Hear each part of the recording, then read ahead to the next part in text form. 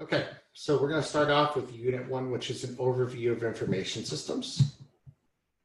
So the objectives for this unit, you should be able to describe the components of information systems. You should be able to differentiate between information and data. You should be able to understand the importance of information systems in business, and you should be able to define management information systems. So what exactly is management information systems? Well, we abbreviate this as MIS. And so management information systems produce timely, relevant, accurate, just sufficient, useful, and integrated information to facilitate business decision-making. And so all information systems feature the integration of hardware, software, data, processes, and humans. And so we use this 5-component model illustrated on the slide at the bottom for this concept. We have data in the center, and data bridges the people side, which is on the right, with the computer side, which is on the left. So on the computer side, we have hardware, which runs software, which processes data. And then on the people side, we have people who have procedures to manipulate data. Okay.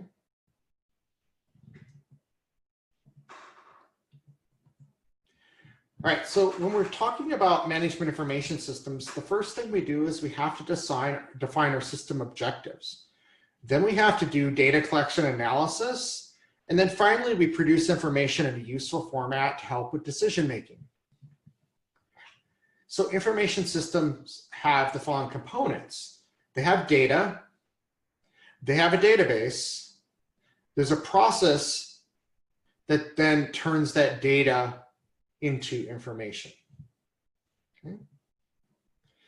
And so what is data? Data is the input to the information system. And we have many different sources of data in business. We can have internal sources like our financial records, our HR records, or our sales records. We also have external sources, government agencies, financial institutions, competitors, suppliers, etc. And a database is an integrated collection of relevant data records. And we use a database management system, or DBMS, to help create, organize, and manage our databases. Now, there are different types of databases. We have relational databases where the data is organized by theme in tables with predefined relationships. And we have non-relational, which might use a different method entirely, and those vary based on the type. I will note that I'll be covering databases in detail in our next chapter.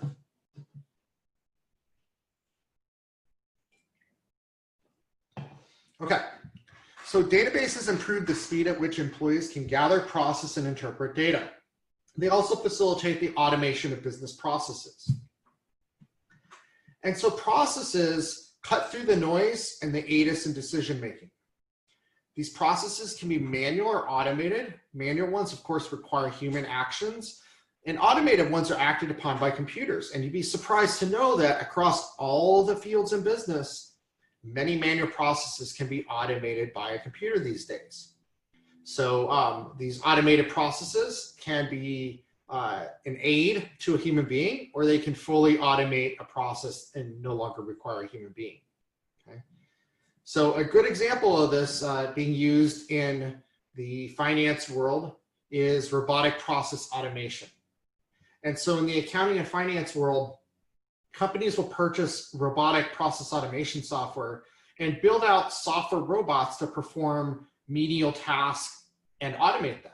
And a prime example is, let's say you work for a large multinational corporation. So just assume you work for Walmart, okay?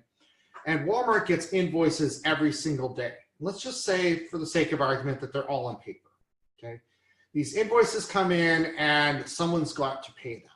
So traditionally, you have a whole team who just sits there and opens up envelopes and takes the data that's on the invoice and manually rekeys it into the financial system. But what if I told you that with RPA software, you can take that, you have a human being open the envelope, obviously, they put it into a pile, that pile gets put into a scanner, and then the scanner goes and scans all those documents and pulls out the information and puts it into the right fields in the database, which then allows automated electronic approvals to happen of those processes for those invoices. Okay. Another area where this is being used extensively is in the healthcare industry. Okay. Getting data between different back office healthcare systems used to be a human being had to do it. Now machines can talk to one another. Okay. So what is information? So data is analyzed by processes and it's output as information. And so what are the characteristics of information? Well, information is timely. Okay? It's just enough or just sufficient for the intended purpose. We don't want to bombard people with information. That's called information overload. Okay? If I go and give the CEO 1,000 pages of material, that's not going to be helpful for them to do their job. But if I give them a one-page summary of that material, that's just enough, just sufficient for their intended purpose. Okay? We want information to be accurate, we want it to be relevant, and we want it to be consistent. Okay? So information from well-designed information systems exhibits the above characteristics. If we have a poorly designed information system, then we can result in untimely information, took too long to get it, okay? Too much information, we could have inaccurate, irrelevant, or inconsistent data. So how do we provide access to information? We have a variety of different methods. The most common for human beings is called the graphical user interface, or GUI, okay? This is easy to use, somewhat flexible, and an example, this would be Tableau, okay? Our computers run a GUI, Windows, Mac, whatever it might be, that's a GUI. Okay? Now, most of the software that most of us run are GUIs.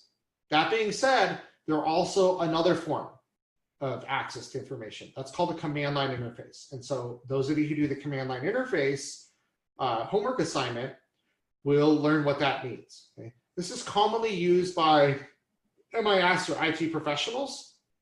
It's difficult to use, but it's very powerful, more so than the GUI. The third one is application programming interfaces, or APIs. This is what computers use, okay? Computers don't generally use the GUI, don't generally use the command line anymore. They use APIs, okay? These are well-defined and powerful, but they're very difficult to use. Now, information can be produced in a variety of ways. One example is raw data. We could get it from Excel. We could have a CSV file, which stands for comma separated value. We can have a JSON file, which stands for JavaScript open notation, or we can have an XML file. Okay? We might produce it in a graphic form. So we take that raw data and it's output in the form of a graph or a dashboard. We can also have mixed reports, and these can have predefined or ad hoc reports that contain both raw data and graphics. So let's talk about some of the information technologies that we'll learn about in this course. So computer networks. We'll be learning about local area networks and wide area networks and things like the internet.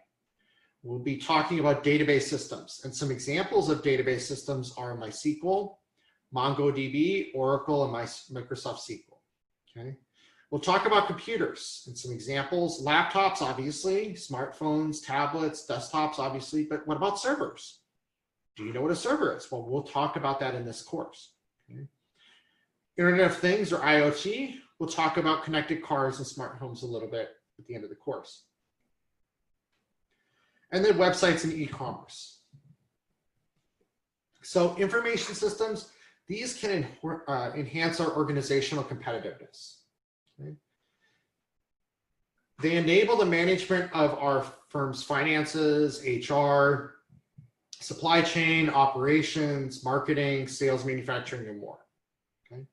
And some examples that we might use in a business are supply chain management, or SCM, HR management, customer relationship management, enterprise resource planning, or financials, logistics, manufacturing, and marketing. Now, what about the future? So analytical reasoning, critical thinking, and experimentation skills would be critical. This is why I gave you those homework assignments. Okay? Those homework assignments in this course are related to those three areas. Infrastructure, hardware, software, those costs will continue declining. These are commodity items these days. Okay? Hardware, software do not cost a lot. Artificial intelligence, or AI, will continue to be transformational. Cybersecurity becomes even more important every single day. Data protection is extremely difficult, and new laws are continuing to be implemented. And then we have things like the Internet of Things, cloud, smart devices, 3D printing or manufacturing, and augmented reality or virtual reality. Okay, these are continuing to grow in popularity. And that's it for Unit 1.